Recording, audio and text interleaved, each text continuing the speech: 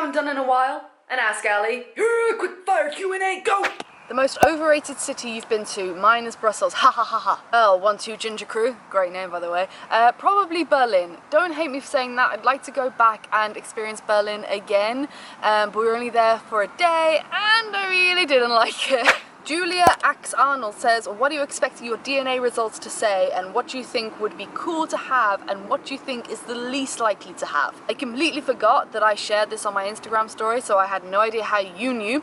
But yes, a DNA company, Ancestry kind of thing, sent me a DNA kit to do, and as there is like adoption in my family and I wasn't raised by my biological parents, it's going to be extremely interesting, and I haven't got a clue. Maybe some like Swedish for my blonde hair, or like...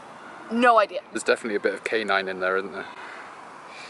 Stacey Madden says, are you preferring, from a personal perspective, not at work, living in Asia or Europe, and how much more expensive are you finding living in Europe compared to Asia? To be fair, Budapest is quite a budget-friendly city to live in for Europe, in Central Europe, so budget not that crazy actually. Eating out is probably your biggest significant difference. You can eat out much cheaper in Asia, but I'm finding living in Europe so much more comfortable. I just love the history, the food, I just love everything about Europe. I do miss Asia, but I don't miss living there. Leslie Caron, this is actually one Scott might be able to help me out with. Just booked Phuket for the end of January. In terms of surrounding islands to see and any other attractions, can you make any suggestions, please? So Scott's been to way more islands than I have. I would suggest Koh Lanta, go to Krabi and then go over to Koh Lanta. But Scott, what island would you recommend off of Phuket? You could always go to Phi Phi, you can always see Maya Bay, it's very touristy. Even if you want to travel over the other side to the Gulf of Thailand, then you want to check out like Koh Tao, Koh Phangan, you know, Krabi. Koh Samui? Koh Samui, sorry, yeah, Koh Samui, not Krabi. Yeah, Koh Tao I really do recommend. There you go, enjoy your trip. Shimawama says, what are your long-term goals for your business and the Little Psycho community? I'm really glad you asked this question.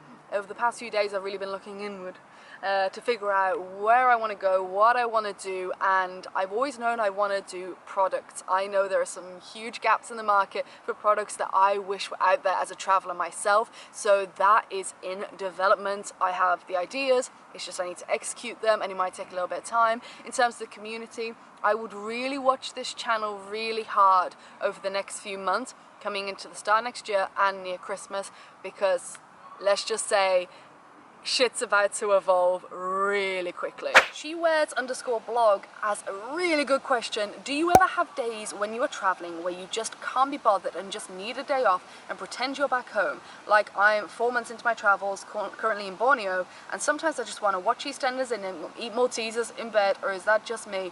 How do you get out of a funk like that? I'm not homesick, just kind of like I want to stay in, if that makes sense. Love your vlogs, been watching for years, keep up the good work. Well, mwah, you sent me a kiss as soon as you went back, and I like it, I like it. This is a brilliant question because everyone gets it, especially when you're traveling for quite a long time. You will get the moments of, I just want to lie in bed and binge watch YouTube and eat pizza and eat burgers or any kind of Western food, and I want to just eat chocolates and watch EastEnders. They're so normal, and you know what? Let yourself do it. That's why slow travel is really good. You don't have to be go, go, go. And you can just take a bit of time off and chill in your hostel or chill in your Airbnb or your hotel and lie around and do absolutely nothing. That's fine. You're human. You cannot keep up the momentum of constantly on the move, seeing things every day, being that traveler every single day. Be lazy. It's all right. I'm giving you permission to be lazy. Now send me a photo of your EastEnders and your Maltesers in Borneo. And yes, in Borneo. That is where you are. Jaron asks, do you ever get homesick, and if so, how do you deal with it? I actually don't really get homesick, and Scott always says, and he has such a good point, Mr. Cameraman, that after around 3 months of traveling, it kind of just fades. You can get homesick at first, and if you do, don't just run home straight away. Stick it out, it'll probably pass. 99% of the time it passes, and it's totally normal. Just remember why you're out there. Remember that you're on an adventure of your own, you're on your own journey, and call home. Use Skype, get WhatsApp, use Viber, whatever. Call home, tell them you love them. Just, they'll probably want you to stay out more than you want to stay out when you're feeling homesick. They're the ones that want you to be going off and having an awesome time, so do it. Mia Mind on the Go asks, have you ever felt seriously unsafe in a town or country? The only place that really comes to mind where I was genuinely like clinging to my bag, was seriously concerned, was Cebu City in the Philippines. We got we got dropped off at the bus station and we had to get a taxi, and we had this little kid come up and try and get into the taxi, and he was spitting at us on the window, and like the whole vibe, like everyone was just staring at us. There was some very dodgy characters. I did feel like 100% unsafe. I was like, get me in a taxi and get me out of here. Also a little bit Manila, but not as much as I did when I went to Cebu. Leon Tomlinson 97 says, what's your biggest regret while traveling since you left the UK? And I've got to be honest, I genuinely don't ever regret anything in life. It's one of the biggest soul suckers, I believe, regret, because there is literally nothing you can do to change it. So I literally can't answer that question. I have no regrets. I wouldn't change anything, because it has led me, good and bad, to the person I am today, and it's just not worth thinking about. Sugar Plum Danny asks, do you prefer to pre-book all your accommodation or just show up and figure out when you get there? I have got a video on my channel all about this specific, very tiny little subject, and I say to everyone, if you know how long you're going to be in a place, fine, book it up.